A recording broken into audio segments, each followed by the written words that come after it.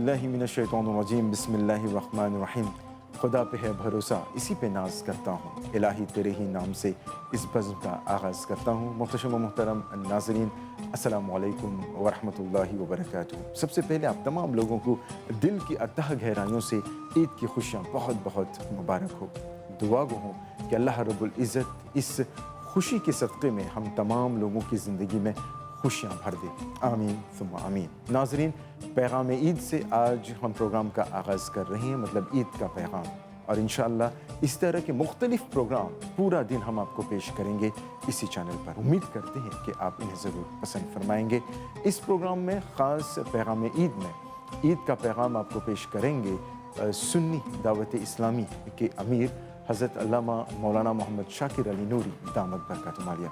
आइए बाज़ाब्ता मजलिस का आगाज़ तिलावत कलम पाक से करते हैं। बाग़ौर अदब समात करके अपने दिलों को मुनव्वर मुजल्ला फरमाएं। ईद मुबारक मुबारक ईद मुबारक मुबारक ईद मुबारक हो मुबारक ईद मुबारक। अऊज़ु बिल्लाहि मिनश शैतानिर रजीम।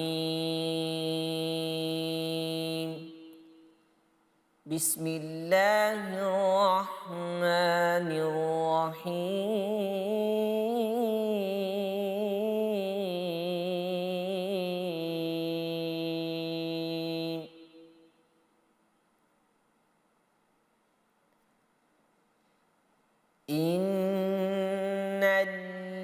इन्नल्लज़ीन सबक़त लहुम मिन्नल हुस्ना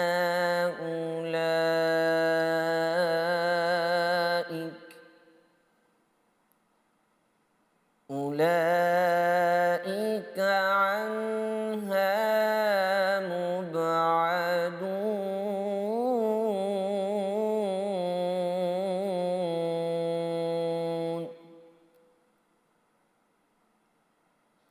ला यहज़ुनुहुमुल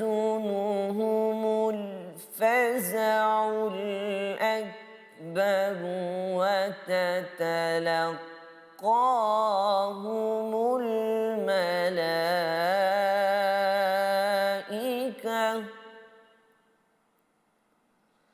हाज़ा यौमुकुमुल्लज़ी कुन्तुम तुअदून।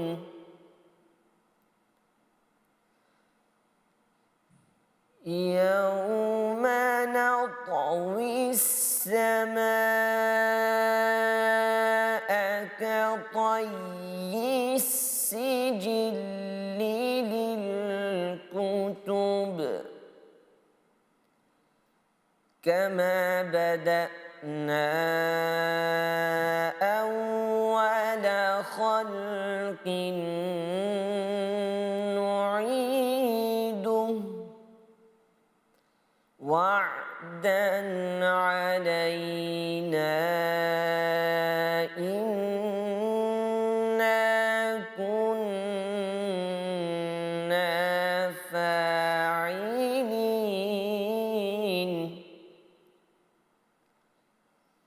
ولقد كتبنا في الزبور من بعد الذكر أن الأرض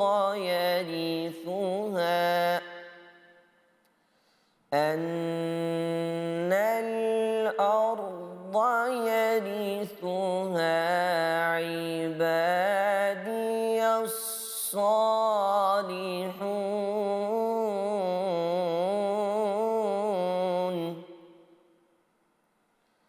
إن في هذا لبلاغا لقوم عابدين. وما أرسلناك إلا للعالمين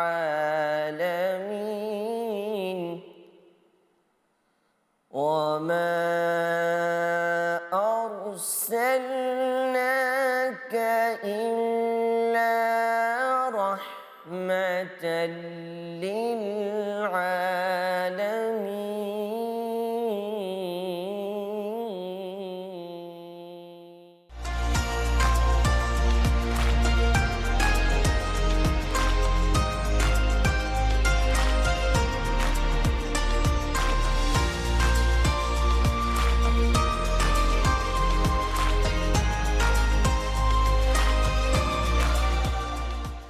تلاوت کلام پاک سے ناظرین ابھی آپ اپنے دلوں کو منور و مجلہ فرما رہے تھے، اپنے ایمان کو تازگی بخش رہے تھے۔ رب ذوالجلال ان آیتوں کے سننے کا ثواب حرف بحرف ہم سب کو عطا فرمائے، آمین ثم آمین۔ ناظرین بالیقین آج شوال کی پہلی تاریخ ہے، یعنی عید الفطر کا دن ہے۔ ہم سب جانتے ہیں کہ رمضان کے بعد، رمضان کے 29 یا 30 روزوں کے بعد عید الفطر کا دن آتا ہے۔ دراصل عید الفطر کا پیغام دیتی ہے ہمیں، عید الفطر کا میسیج کیا ہے؟ پیش خدمت ہے بہت ہی مختصر اور جامع اور آسان الفاظ میں حضرت قبلہ علامہ مولانا محمد شاکر علی نوری دامت برکاتہم علیہ کی زبانی، عید کا پیغام، پیغام عید، اور اس کے بعد ہم آپ سے ملتے ہیں۔ فاعوذ باللہ من الشیطان الرجیم، بسم اللہ الرحمن الرحیم۔ حضرت انس رضی اللہ تعالیٰ عنہ بیان کرتے ہیں کہ تاجدار کائنات صلی اللہ علیہ وسلم مدینے میں تشریف لائے اور ان لوگوں کے ہاں 2 دن تھے کہ وہ ان میں کھیل کود کیا کرتے تھے۔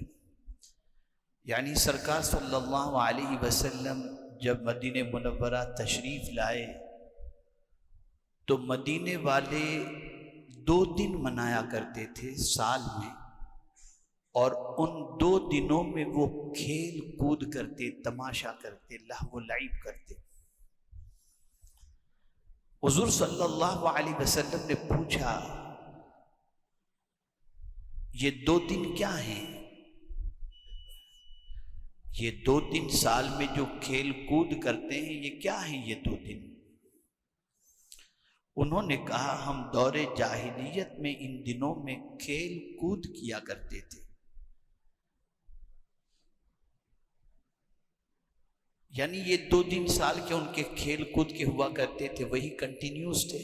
اب حضور صلی اللہ علیہ وسلم نے جو فرمایا اس سے آپ سرکار صلی اللہ علیہ وسلم کے اختیار کو بھی سمجھیں گے اور حضور صلی اللہ علیہ وسلم کے احسان کو بھی سمجھیں گے، اور آج کا دن جو ہم مناتے ہیں اس دن کی اہمیت یعنی عید الفطر کی اہمیت بھی ہماری نگاہوں کے اندر اجاگر ہوگی انشاءاللہ۔ تو رسول اللہ صلی اللہ علیہ وسلم نے فرمایا، یعنی جب لوگوں کو کھیل کود سال میں 2 دن کرتے دیکھا تو سرکار صلی اللہ علیہ وسلم نے فرمایا اللہ تعالیٰ نے تمہیں ان کے بدلے میں ان سے اچھے 2 دن عطا فرما دیے، اور وہ 2 دن کون سے ہیں؟ تو رسول اعظم صلی اللہ علیہ وسلم نے فرمایا عید الاضحیٰ اور عید الفطر۔ یہاں سے یہ بات سمجھ میں آئی کہ عید الاضحیٰ اور عید الفطر یہ 2 دن اللہ کے رسول صلی اللہ علیہ وسلم کے مقرر کردہ ہیں۔ یعنی سال میں جو دور جاہلیت کے اندر لوگ 2 دن منایا کرتے تھے، ان 2 دنوں میں کیا ہوتا؟ لہو و لعب، کھیل کود، تماشا، شور شرابہ۔ تو آقا کریم صلی اللہ علیہ وسلم نے فرمایا اللہ نے ان سے اچھے 2 دن تمہیں عطا فرمائے ہیں، اور وہ 2 دن کون سے ہیں؟ عید الفطر اور عید الاضحیٰ، یعنی 1 شوال اور 10 ذی الحجہ۔ اب یہاں پر میرے پیارے آقا صلی اللہ علیہ وسلم کے پیارے دیوانوں، سمجھنے کی بات یہ ہے کہ اللہ کے رسول صلی اللہ علیہ وسلم گویا کہ اپنی امت کو یہ پیغام عطا فرما رہے ہیں کہ میرے امتیوں، تمہارا کوئی کام خدا کو بھولے بغیر ہونا ہی نہیں چاہیے۔ جس رب نے تمہیں زندگی عطا فرمائی، اس رب کی یاد کو اپنی زندگی کا مقصد بناؤ۔ اور اسی کے ساتھ ایک عظیم پیغام یہ بھی ہے کہ تمہارا کوئی کام بے مقصد نہیں ہونا چاہیے، با مقصد ہونا چاہیے۔ اب آج کا دن ہم جو مناتے ہیں عید الفطر کی حیثیت سے، تو اللہ کے رسول صلی اللہ تعالی علیہ وسلم نے اس عید الفطر کے اندر 2 رکعت زائد رکھی ادا کرنے کی غرض سے، کہ جو اللہ نے تمہیں یہ خوشی کا دن عطا فرمایا، تو اس 2 دن میں خوشی منانے کا طریقہ یہ ہے کہ تم خوشی میں اپنے رب کی یاد زیادہ کرو۔ آپ فجر کی نماز پڑھتے ہیں، ظہر کی پڑھتے ہیں، عصر کی پڑھتے ہیں، جمعہ کی پڑھتے ہیں، کسی نماز کے اندر زیادہ تکبیریں آپ کو نہیں ملیں گی۔ رکوع میں جانے کی تکبیر ہوگی، سجدے میں جانے کی تکبیر ہوگی، سجدے سے اٹھنے کی تکبیر ہوگی، لیکن زائد تکبیریں نہیں ہوں گی۔ لیکن جب عید کی نماز پڑھو گے تو اللہ تعالیٰ کے پیارے حبیب صلی اللہ علیہ وسلم نے اس میں 6 زیادہ تکبیریں رکھ کر کے امت مسلمہ کو یہ درس دیا کہ جب تمہیں خوشی ملے تو خدا کا ذکر زیادہ کرو، اور اس تسبیح، اس اللہ عز و جل کے پیارے حبیب صلی اللہ تعالی علیہ وسلم کی طرف سے عطا کردہ تکبیر کے الفاظ کے ذریعے یہ واضح ہوتا ہے کہ جب تم اللہ اکبر کہو تو تمہارے دل کے اندر یہ جذبہ اور یہ خیال ہونا چاہیے کہ بڑا کوئی بھی نہیں، بڑا سب سے اللہ عز و جل ہے۔ اور یہ تصور جب انسان کے ذہن میں بیٹھ جاتا ہے تو پھر یہ انسان کبھی خود کو بڑا تصور نہیں کرتا، وہ خدا ہی کو ہمیشہ بڑا تصور مانتا ہے، اسی کے لیے بڑا تصور مانتا ہے۔ اب اسی کے ساتھ آپ یہ بھی دیکھیں کہ عید الفطر کی ادائیگی سے پہلے، نماز عید الفطر ادا کرنے سے پہلے صدقہ فطر دینے کا حکم ہے، اور قربانی کا حکم نماز ادا کرنے کے بعد ہے، اور صدقہ فطر ادا کرنے کا حکم نماز عید ادا کرنے سے پہلے۔ کبھی یہ صدقہ فطر کے بارے میں ہم نے سوچا ایسا کیوں ہے؟ یہ واجب ہے ہر صاحب نصاب پر، اس کے لیے سال گزرنا ضروری بھی نہیں۔ گھر کا جو ذمہ دار ہے، سارے ماتحت والے، یہاں تک کہ اگر کوئی نوکر بھی تمہارے گھر میں مسلمان تمہارے ماتحت رہتا ہے تو اس کا بھی صدقہ فطر ادا کرنا گھر والے کے، گھر کے ذمہ دار پر واجب ہے۔ بلکہ یہاں تک کہ اگر کوئی عورت امید سے ہے، اس کے شکم میں بچہ موجود ہے، تو اس کا بھی صدقہ فطر ادا کرنا واجب ہے۔ یہ کیوں ہے؟ اور نماز عید سے پہلے کیوں؟ اس کو سمجھو۔ پورا مہینہ روزے سے گزرا، تلاوت سے گزرا، تراویح سے گزرا۔ ہم میں کتنے لوگ ایسے ہیں جنہوں نے روزے کا حق ادا کیا، جنہوں نے روزے کے اندر اپنے آپ کو ہر بری چیز سے بچائے رکھا، جنہوں نے اپنے روزے کی حفاظت کی۔ تو ہم جب اس پر غور کرنے بیٹھیں گے تو ماہ رمضان المبارک میں روزے کی حالت میں کبھی جھوٹ بھی نکل گیا، کبھی کسی کی غیبت بھی ہو گئی، کبھی کسی کی برائی بھی ہو گئی، کبھی کوئی اللہ کا ناپسند جملہ بھی نکل گیا، کبھی کچھ اور ایسی حرکت ہو گئی جو اللہ عز و جل کو روزے کی حالت میں پسند نہیں تھی، جس سے ہمارا روزہ ایک دم پیور نہ بن سکا، اس میں کچھ نہ کچھ نقص پیدا ہو گیا، اور اس نقص کی وجہ سے جس طرح سے روزے کی قبولیت کا مقام ہونا چاہیے وہ مقام ہمیں نصیب نہ ہو سکا۔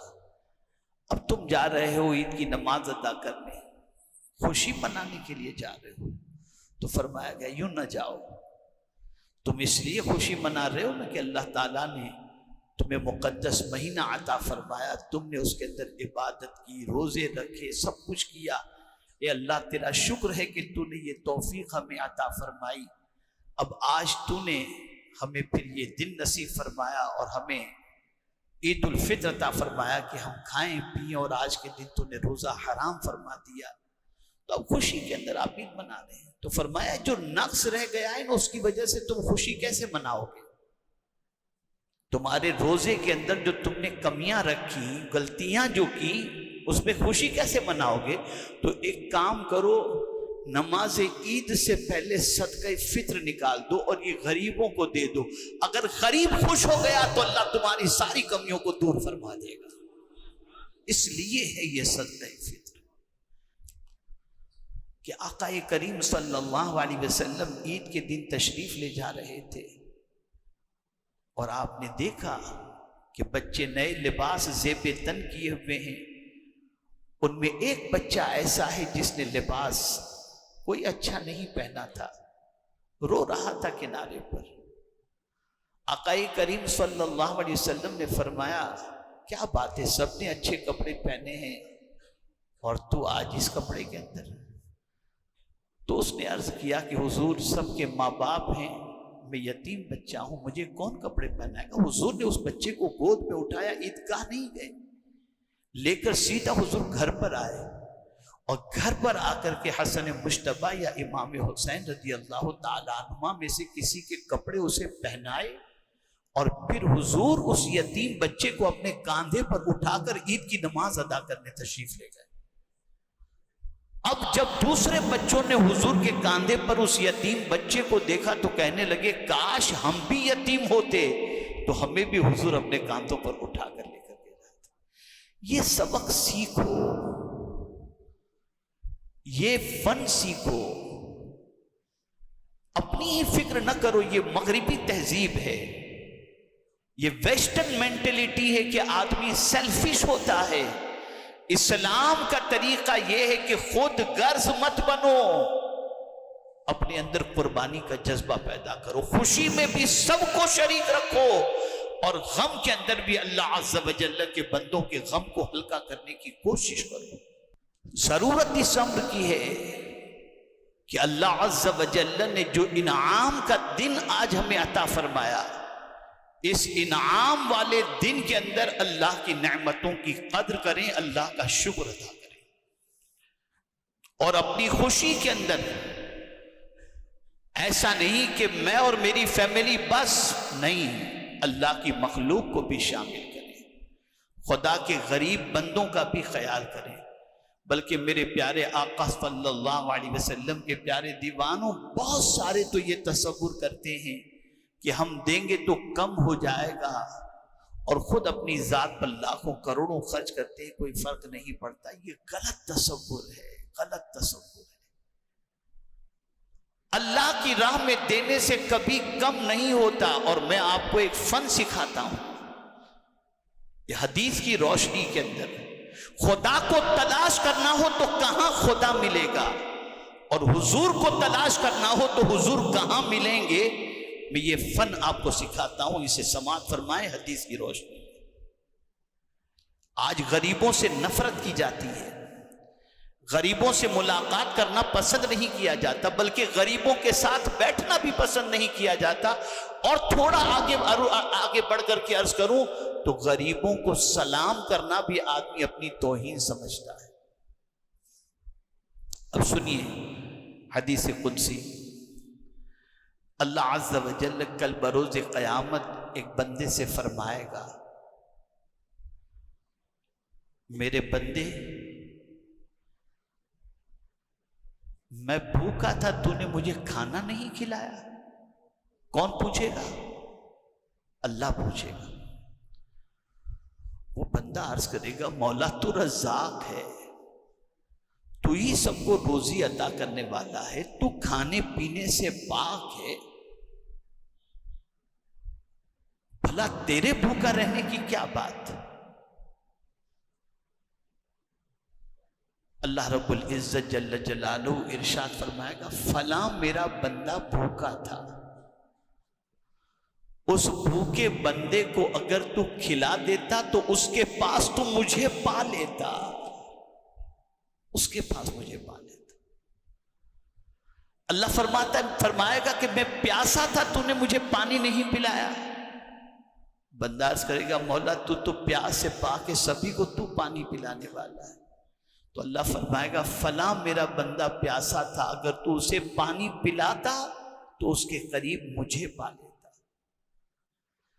یہاں سے یہ بات سمجھ میں آئی کہ معاشرے کے جتنے کمزور ہیں، اگر ان کمزوروں کی تم مدد کرنے کے لیے پہنچتے ہو تو یہ تصور ذہن کے اندر رکھو کہ وہاں تمہیں کوئی ملے یا نہ ملے، خدا تمہیں ضرور مل جائے گا، خدا تمہیں ضرور. اور یہی فن ہم نے نہیں سیکھا. مجھے تو حیرت ہوتی ہے کہ ہر ڈپارٹمنٹ والے کو عید پہنچتی ہے، ہر ڈپارٹمنٹ والے کو ان کے تہوار کے پیسے پہنچتے ہیں، ہر ایک کا دنیا داری کا سسٹم سامنے رکھ کر کے خیال ہوتا ہے. شادی کا مسئلہ ہو تو اس میں خیال کیا جاتا ہے، لیکن اللہ کی غریب مخلوق کو کوئی توجہ نہیں دیتا، کوئی فکر نہیں ہوتی، ان کی طرف توجہ اور نظر التفات نہیں ہوتی. اب آپ کو جب بتاؤں گا تو آپ کی عقل دنگ رہ جائے گی. حضور صلی اللہ علیہ وسلم نے فرمایا مجھے تلاش کرنا چاہتے ہو، میں کہاں ملوں گا، میں تمہیں میرا پتہ بتاؤں؟ حضور فرماتے ہیں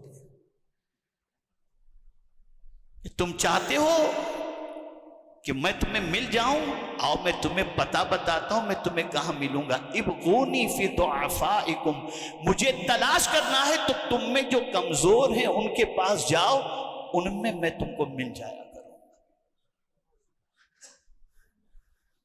اور یہ بات بھی ذہن کے اندر رکھو، صدقہ فطر اسی لیے ہے کہ یہ کمزور اگر خوش ہو گئے تو ان کے صدقے میں اللہ تمہارے روزے کے نقص کو دور فرما دے گا اور اسے معاف فرما دے گا.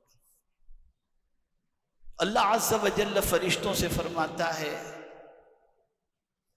فرشتوں یہ بتاؤ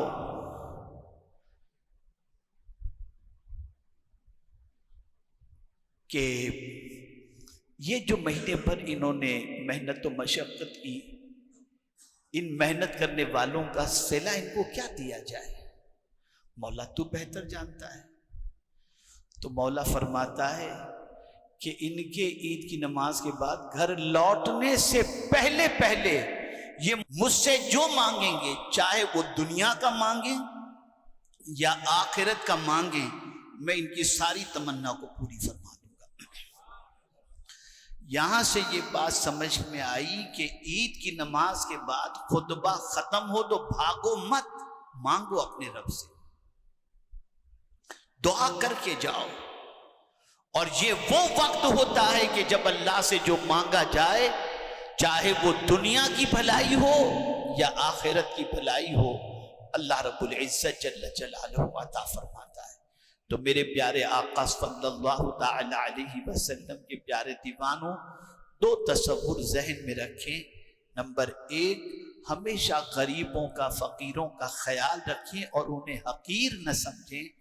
ان کے سبب سے اللہ روزی بھی عطا فرماتا ہے اور ان کے سبب سے اللہ عز و جل پریشانیوں کو دور بھی فرماتا ہے، اور گناہوں کو اور کمیوں کو جو عبادت میں ہوتی ہے اللہ اسے معاف بھی فرماتا ہے. دوسری چیز کہ جب بھی خوشی کا کوئی موقع ملے اللہ کی بڑائی بیان کرو، اللہ کا ذکر کثرت سے کرو.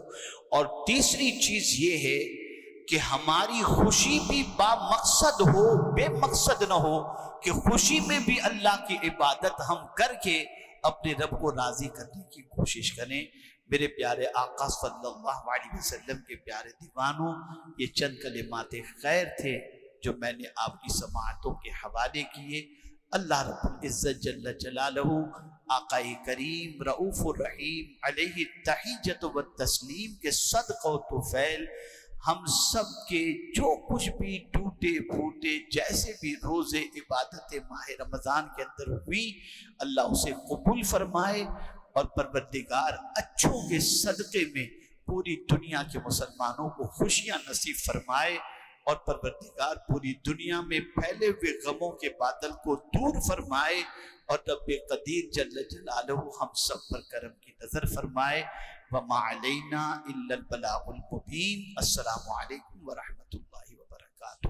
مبارک لے مبارک عید مبارک، مبارک لے مبارک عید مبارک۔ ناظرین، ابھی آپ امیر سنی دعوت اسلامی حضرت علامہ مولانا محمد شاکر علی نوری دامت برکاتہ علیہ کی زبانی دی ایسنس آف عید، یعنی عید کا پیغام، عید کی حکمت، عید کیا پیغام ہمیں دیتی ہے، بس ہم نے یہی سنا، ہم نے یہی سمجھا کہ عید خوشی کا دن تو ہے، مگر خوشی ہمارے لیے بھی اور ان کے لیے بھی جو ضرورت مند ہیں، ان کے لیے بھی خوشی جن کا کوئی نہیں ہے، ان کے لیے بھی خوشیاں جو یتیم ہیں۔ اللہ رب العزت ہم سب کو سنت نبوی صلی اللہ تعالی وسلم پر عمل کرتے ہوئے یہ مبارک دن گزارنے کی توفیق عطا فرمائے، آمین ثم آمین۔ ناظرین، آخر میں پیش خدمت ہے یہ کلام، اور اسی کے ساتھ ہی یہ پروگرام پائے تکمیل کو پہنچ جائے گا۔ ہم آپ کو ایک بار پھر بتا دیں کہ آج پورا دن، تقریباً پورا دن ہی ہم کہہ لیتے ہیں کہ خاص پروگرام آپ کے لیے ہم پیش کر رہے ہیں۔ خاص پروگرام ہم نے آپ لوگوں کے لیے تیار کیا ہے، امید کرتے ہیں کہ آپ انہیں ضرور پسند فرمائیں گے۔ اگلی ملاقات تک ہمیں اجازت، اللہ حافظ، السلام علیکم ورحمۃ اللہ وبرکاتہ۔ ایک بار پھر آپ تمام لوگوں کو عید الفطر بہت بہت مبارک ہو۔ اللهم صل وسلم وبارك عليه۔ دیکھتے کیا ہو اہل صفا، آ پہنچے محبوب خدا، یعنی ہو چکے جلوہ نما، یعنی ہو چکے جلوہ نما، شاہ حق شاہ بطحا، لا الہ الا اللہ، لا الہ الا اللہ، لا الہ الا اللہ، لا الہ الا اللہ۔ آمنا برسول اللہ، آمنا برسول اللہ۔ خلق کے رہبر آ پہنچے، حق کے پیمبر آ پہنچے، خلق کے رہبر آ پہنچے، حق کے پیمبر آ پہنچے، شافع محشر آ پہنچے، شافع محشر آ پہنچے، ساقی کوثر آ پہنچے۔ لا الہ الا اللہ، لا الہ الا اللہ، لا الہ الا اللہ، لا الہ الا اللہ۔ آمنا برسول اللہ، آمنا برسول اللہ۔ داور کل اے رب علا، صدقہ اعلی حضرت کا، داور کل اے رب علا، صدقہ پیارے محمد کا، جاری رہے تا روز جزا، جاری رہے تا روز جزا، مسلک اہل سنت کا۔ لا الہ الا اللہ، لا الہ الا اللہ، لا الہ الا اللہ، لا الہ الا اللہ۔ آمنا برسول اللہ، آمنا برسول اللہ ساقی کوثر بحر خدا آج تو ایسا جام پلا ساقی کوثر بحر خدا آج تو ایسا جام پلا اٹھ جائے پردہ جدائی کا اٹھ جائے پردہ جدائی کا جلوہ زیبا ہم کو دکھا دیکھتے کیا ہو اہل صفا آپ پہنچے محبوب خدا یعنی ہو چکے جلوہ نما یعنی ہو چکے جلوہ نما شاہ حق شاہ بطحا لا الہ الا اللہ لا الہ الا اللہ لا الہ الا اللہ لا الہ الا اللہ آمنا برسول اللہ آمنا برسول اللہ